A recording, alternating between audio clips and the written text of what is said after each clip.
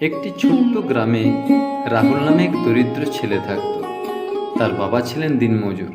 সংসার খুব কষ্টে চলত, কিন্তু রাহুল ছোটবেলা থেকেই খুব সৎ ও ভদ্র ছেলে ছিল। একদিন সকালে রাহুল বাজারে যাচ্ছিল। সে রাস্তার পাশে একটি মানিব্যাগ দেখতে পেল। মানিব্যাগ খুলে দেখল ভিতরে অনেক টাকা এবং কিছু গুরুত্বপূর্ণ কাগজ আছে। রাহুল চাইলে সে টাকা নিয়ে নিজের পরিবারের কিছু কষ্টটা কমাতে পারত, কিন্তু সে ভাবল এই টাকা নিশ্চয়ই কারো খুব দরকার। আমি যদি নিয়ে নিই তাহলে সেই মানুষটি বড় বিপদে পড়বে। তাই রাহুল খোঁজ খবর নিয়ে মানিব্যাগের মালিককে খুঁজে বের করল। মানিব্যাগের মালিক ছিলেন গ্রামের এক বৃদ্ধ শিক্ষক।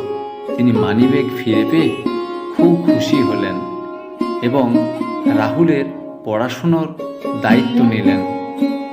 রাহুল বৃদ্ধ শিক্ষক মশাইয়ের কাছে শিক্ষা নিয়ে পড়াশোনা শিখে আজ সে উচ্চ শিক্ষায় শিক্ষিত হয়ে বড় ব্যারিস্টার হয়েছে।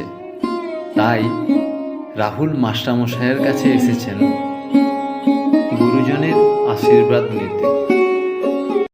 গল্পটি ভালো লাগলে সাবস্ক্রাইব করে লাইক, কমেন্ট, শেয়ার করবেন। ধন্যবাদ।